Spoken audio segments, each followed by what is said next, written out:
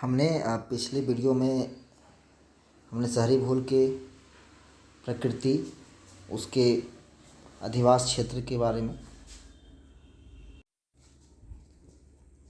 हम लोग इस वीडियो में पढ़ने वाले हैं। न भारत में शहरी भूगोल का विकास, यानी भारत में शहरी भूगोल जो है उसका विकास कैसे कैसे हुआ, प्रारंभ से लेकर के जो है करंट तक चल रहा है, उसके बारे में हम लोग पढ़ने का प्रयास करेंगे। इसके पिछले वाले वीडियो में हमने शहरी भूगोल के परिभाषा के बारे में, उसके प्रकृति के बारे में और उसके विषय क्षेत्र के बारे में हम लोगों ने चर्चा कर लिया था। तो आज हम देखते हैं भारत में शहरी भूगोल का विकास। कहा जाता है कि भारत में जो शहरी भूगोल का विकास है 20वीं शताब्दी के पूर्वार्ध में ही आरंभ हो चुका था और उस समय कुछ जो है अधिवास भूगोल से संबंधित भौगोलिक लेख प्रकाशित हुए थे। उसी समय से जो है भारत में अधिवास भूगोल का विकास हुआ था। चूँकि जो शहरी भूगोल और ग्रामीण भूगोल है वो अधिवास भूगोल का ही पार्ट है। तो पहले जो विकास हुआ है वो अधिवास भूगोल का हुआ, उसके बाद फिर शहरी भूगोल का और ग्रामीण भूगोल का हुआ है। तो 1926 में ग्रामीण भूगोल के नाम से जो है प्रकाशित एक पुस्तक हुई थी जिसका नाम था मुद्रामण्यम, जिसका उल्लेख उन्होंने अधिवास भूगोल के बारे में किया था, जिसमें कि जो किसी भी अधिवास का जो उत्पत्ति होती है, उसके वसतीय विन्यास, क्या क्या उसमें क्राइटेरिया होते हैं, उसको उन्होंने उसमें व्याख्या किया। उसके बाद अधिवास भूगोल का जो आरंभिक विकास हेतु आधार प्रस्तुत करने में सबसे पहले जो है एम पी पिठवाला, MS अति और राव कमल मुखर्जी आदि महत्वपूर्ण योगदान रहा उनका। भारत में अधिवास भूगोल के जो वास्तविक आरंभ है वो इनायत अहमद और रामलोचन सिंह के कार्यों द्वारा जो है शुरू हुआ था और उनका जो प्रयास वो काफ़ी सराहनीय रहा है। उन्होंने काफ़ी बेहतर तरीके से जो है शहरी भूगोल या फिर अधिवास भूगोल में अच्छा काम किया है।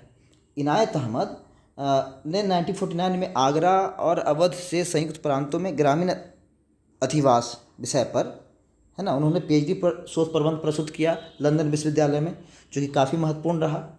इसी प्रकार रामलोचन सिंह ने बनारस नगरीय भूगोल में अध्ययन विषय पर लंदन विश्वविद्यालय में उन्होंने क्या हुआ शोध प्रस्तुत किया, जिसका कि प्रकाशन पुस्तक के रूप में 1955 में हुआ था। इसके पश्चात भारतीय शोधकर्ताओं ने नगरीय अध्ययन में विशेष रुचि दिखाई, क्योंकि आरंभ जब उन्होंने कर दिया तो लोगों को एक प्लेटफॉर्म मिल गया, जिसके कारण फिर बाद में नगरीय भूगोल का विकास फिर धीरे धीरे शुरू हो गया। तो अधिवास भूगोल के साथ साथ नगरीय भूगोल का भी विकास होने लगा, जो कि क्रमबद्ध रूप से हुआ। अगर व्यक्तिगत अध्ययन की बात करें तो सबसे पहले उजागर सिंह इलाहाबाद विश्वविद्यालय में, MB चटर्जी द्वारा हावड़ा शहरों का अध्ययन किया गया। रामलोचन सिंह ने बेंगलोर का अध्ययन किया। RL सिंह द्विवेदी द्वारा जो भी है इलाहाबाद शहरों का अध्ययन किया गया। इसके अलावा AK दत्त द्वारा जमशेदपुर शहर के बारे में व्याख्या प्रस्तुत की गई। SM आलम द्वारा हैदराबाद सिकंदराबाद विश्वविद्यालय के बारे में जो है व्याख्या प्रस्तुत किया गया। वहीं हरिहर सिंह द्वारा कानपुर शहर का 1972 में भी विशेष जो अध्ययन प्रस्तुत किया गया, जो कि काफ़ी महत्वपूर्ण योगदान रहा शहरी भूगोल के विकास में। इसके बाद है कि जो भारतीय भूगोलवेत्ता एवं शोधकर्ता रहे हैं, जो नगरों के विविध पक्षों को प्रादेशिक स्तर पर उन्होंने अध्ययन करने का प्रयास किया। यानी जो शहरी भूगोल में प्रादेशिक स्तर पर जो अध्ययन किया गया है उसमें CD देशपांडे प्रमुख हैं, जो बम्बई राज्य पर 1949 में उन्होंने अपना अध्ययन प्रस्तुत किया। और JN दत्ता बंगाल के लिए जो 1961 में उन्होंने अपना अध्ययन प्रस्तुत किया। LS प्रकाश राव जो कि मैसूर राज्य है ना, कर्नाटक, जिस पे उन्होंने अध्ययन अपना शोध प्रस्तुत किया वो 1964 में। PS तिवारी जो कि मध्य प्रदेश शहर पे उन्होंने, मध्य प्रदेश जो है पूरा एरिया, उस पे उन्होंने अपना अध्ययन प्रस्तुत किया। OP सिंह उत्तर प्रदेश पे जो उन्होंने अपना अध्ययन प्रस्तुत किया 1971 में।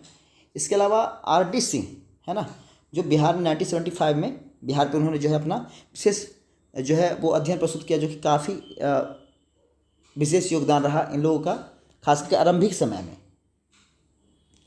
और कुछ लेखकों ने जो है नगरों का अध्ययन राष्ट्रीय स्तर पर भी किया। यानी पहले तो उन्होंने जो है वो स्पेशल जो अपने राज्य होते हैं उस पर उन्होंने अध्ययन प्रस्तुत किया, लेकिन बाद में बहुत सारे ऐसे विद्वान आए जो कि बाद में राष्ट्रीय स्तर पर, यानी भारत के पूरे राष्ट्रीय स्तर पर उन्होंने अपना अध्ययन शहरों के क्षेत्र में, मतलब शहरी भूगोल में उन्होंने अध्ययन प्रस्तुत किया, जिसमें कि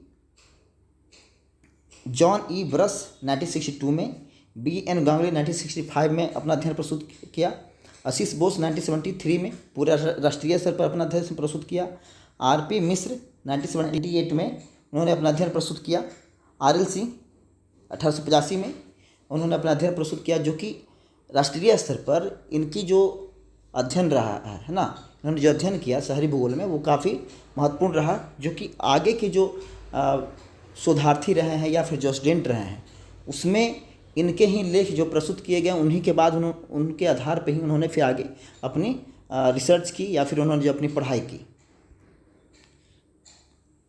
1970 के दशक की बात करें तो 1970 में नगरीय भूगोल जो है अध्ययन में, नगरीय भूगोल के अध्ययन में व्यक्तिगत नगरों क्रमबद्ध अध्ययन, नगरों के कार्यात्मक वर्गीकरण, केंद्र स्थलों जैसे सेवा केंद्र वगैरह का अध्ययन, व्यवसायिक संरचना का अध्ययन, नगरीकरण का अध्ययन, नगरीय मलिन बस्तियों आदि से भी संबंधित पक्षों पर अधिक विशेष ध्यान दिया गया। यानी पहले शहरों के आरंभिक चीज़ों को बताने का प्रयास किया गया, जिसमें कि उसके आकार, प्रकार, ना उसके वातावरण पर क्या प्रभाव पड़ते हैं, है ना, उसकी उत्पत्ति कैसे हुई और उसका फिर विकास कैसे हो रहा है, इन सब के बारे में उन्होंने बतलाने का पहले प्रयास किया। लेकिन बाद में जब जो भूगोलवेत्ता आए हैं उन्होंने नगरों के समस्याओं पर भी उन्होंने बात की कि नगर का विकास कैसे हुआ तो बताया, लेकिन बाद में नगरों की क्या क्या समस्याएं हैं, है ना, और उसके जो ड्रॉबैक क्या क्या शहर पर प्रभाव पड़ रहा है उसके बारे में बतलाने का प्रयास किया, साथ में उसके समाधान के बारे में बतलाने का प्रयास किया, ताकि जो है एक शहरी भूगोल का एक संपूर्ण एक विकास प्रस्तुत किया जा सके। इन अध्ययनों में मात्रात्मक और संख्यात्मक विधियों का भी बहुत ज़्यादा उपयोग किया गया। यानी ये जब अध्ययन किया गया उसमें डाटा को प्रस्तुत करने के लिए संख्याकीय विधियों का बड़े पैमाने पर उपयोग किया गया कि शहरों का विकास आरंभ में कैसे हुआ, उसके वहाँ पॉपुलेशन कितने हैं, उसमें और भी विभिन्न प्रकार के जो एलिमेंट वहाँ पे जो शहरी भूगोल में आते हैं उन सब के बारे में उन्होंने बड़े स्तर पर, है ना, bar diagram, pie diagram, chart, graph को से जो है शहरों के व्याख्या करने में उन्होंने उसका उपयोग किया। नगरीय जो भूगोल हैं उसमें अधिवासों के अध्ययन में नगरों के आकार की, गृह के प्रकार, जनसंख्या के कार्यात्मक विशेषताओं और सेवा केंद्रों, आवास समस्याओं, नगरीय विकास, नगरीय नियोजन आदि पर अधिक ध्यान केंद्रित हुआ। इसके लिए व्यक्तिगत सर्वेक्षण, सरकारी एवं गैर सरकारी आंकड़ों तथा संख्याकीय विधियों के प्रयोग पर भी बल दिया गया। मतलब जितने सारे अध्ययन किए गए उसमें तो विभिन्न प्रकार के जो संख्याकीय टूल्स था उसका यूज किया गया, साथ में जो विभिन्न प्रकार के जो सरकारी आंकड़े रहे हैं, है ना, जिसमें कि व्यक्तिगत सर्वेक्षण भी रहा, सरकारी और गैर सरकारी आंकड़े भी रहे, सरकार द्वारा जारी किए जाते हैं। उसके अलावा बहुत सारे संख्याकीय विधियों का उसमें प्रयोग किया गया ताकि नगरीय भूगोल को और बेहतर और उन्नत बनाया जा सके, जिससे कि आगे आने वाली जो हमारी पीढ़ियां हैं उनको और बेहतर तरीके से नगरीय भूगोल को समझने में काम आ सके। तो इस प्रकार से हमने नगरीय भूगोल के विकास में जो भारतीय भूगोलवेत्ता हैं उनके क्या क्या योगदान रहे हैं उनके बारे में पढ़ा। ठीक है।